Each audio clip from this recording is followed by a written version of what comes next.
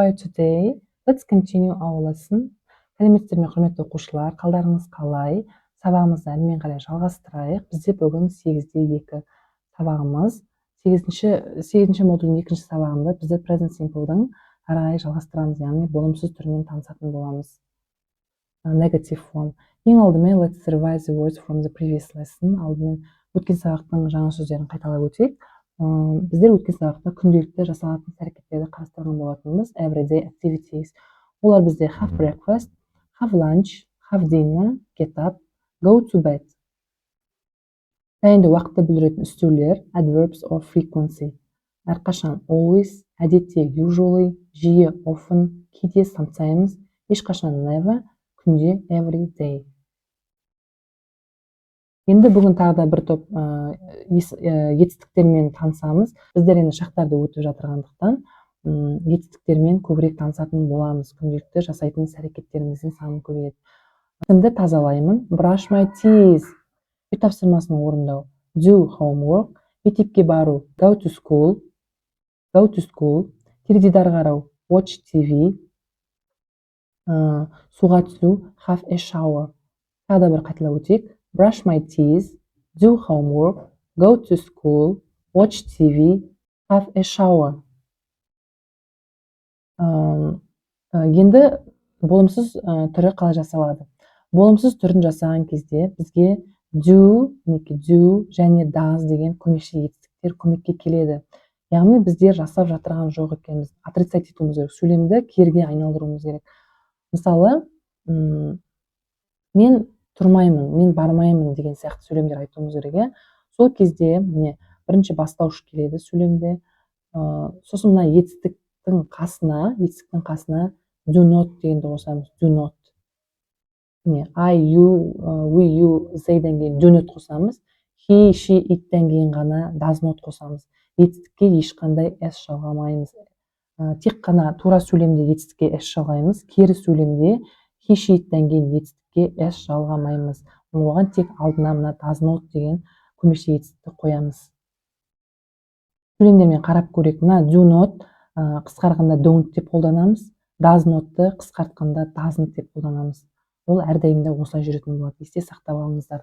Енді болымсыз сөйлемдерге мысалдар келтірейік. Мысалы, мен сағат 7-де тұрмаймын. I don't get up at 7 o'clock. Мысалы, сөйлемді айтқан кезде болады. Мысалы, демалыс күндері 7-де тұрмаймын.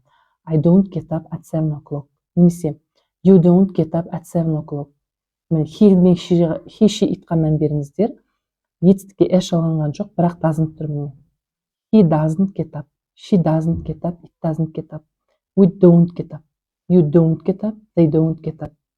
Ешқандай да s жоқ. Тек don't пен doesn't-ты. He, she, itта ғана doesn't болады. Қалғандарының барлығында don't болады. Соны есе сақтап алыңыздар. Одан кейін сөйлемдер қарастырып көрейік. Мысалы, міне қараңыздар. I usually watch TV in the evening. Мен әдетте телевизорды кешке қараймын. Ал соны кері сөйлемге айналдыратын болсақ, I don't usually watch TV in the morning. I don't watch болады мінекей. Usually ортаға түсіп кетті. Немесе he usually watches етістікке s жалғадық. Тура сөйлемде TV in the evening. Кері сөйлемде етістікке s жалғанбайды. He doesn't қоямыз. He doesn't usually watch TV in the morning. Таңертең қарамайды әдетте ол. Немесе they usually watch TV in the evening. Кері сөйлемде they don't usually watch TV in the morning. Таңертең қарамайды деген сөйлем. Осымен present simple'дың кері формасы жөнінде негізгі бөліміміз аяқталды. Енді тапсырмаларға кезек берейік. Task 1 make sentence. Мына жерде бірінші тура сөйлемде жасаймыз тек қана. Мысалы, he have деп тұр. Біз бірақ he, she, itден кейін have has болу керек. Сондықтан he has a shower every day деп айтамыз. Күнде ол душ қабылдайды. Келесі мысалы go-да theyден кейін етістікке ешқандай s-тен жалғамаймыз. They go to school in the morning болады. Таңертең барады мектепке деген сөйлем. Мына жерде we watch деген етістік қоюымыз керек. He-ден кейін мына жерде brush sh пен аяқталса, біз етістікке не жалғаймыз дедік? Es жалғаймыз дедік. Соны қойып жазасыздар. Мына жерде she-ден кейін do, she-ден кейін do етістігі мына жерде.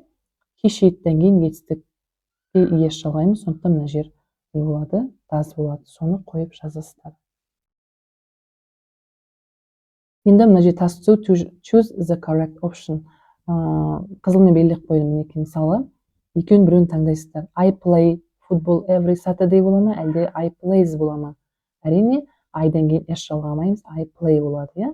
Келесі he-ден кейін етістікке S жалғаймыз, сондықтан he plays volleyball every Sunday. Әрбір жексенбі сайын ол волейбол ойнайды. Сол сияқты we-ден кейін don't бола ма, doesn't бола ма, like бола ма, likes бола ма? Мына мысалы өзім көмектесейін. Мысалы we-ден кейін обязательно don't қоямыз дедік. Doesn't-ты тек қана he she'ден қоямыз. Сондықтан we don't болады. Ешқандай кері сөйлемде S жалғамаймыз, like болады сонда. We don't like milk. Біз сүтті жақсы көрмейміз деген. Осылайша қалған сөйлемдерді өздеріңіз мұқият дәптерге орындаңыздар. Одан кейін task 3 make sentence negative сөйлемдер, мына жердегі тура сөйлемдер бердім. Соны тек керіге айналдырамыз. Мысалы, Alex gets up at 8 o'clock. Alex he-дің орнында тұр. Міне, үшінші жақ. Ол таңертең тұрады. Мына жерге S жалғадық міне. Енді кері сөйлемде Alex doesn't қоямыз. Етістікке S жалғамаймыз. Alex doesn't get up at 8 o'clock болады. Келесі сөйлемде Sue brushes your teeth every morning. Күнде таңертең тісін жуады екен Sue. Sue қыз болғандықтан she-дің орнында тұр деп есептейміз. Сосын етістікке es жалғанып тұр, иә? Енді кері сөйлемде дәл мынадай doesn't қоямыз. Sue doesn't, етістікке es жалғамаймыз, brush болады. Sue doesn't brush болады. Келесі ары қарай they go. Кері сөйлемге айналдыру үшін they-ден кейін don't қоямыз дедік, сонда don't go. Осылайша қалған сөйлемдерді де мұқият орындаңыздар. Осымен құрметті оқушылар, бүгінгі сабағымыз қысқаша осы аяқталды. Видео сабақтың астында тапсырмаларды мұқият орындаңыздар. See you next lesson. Goodbye. Сау болыңыздар.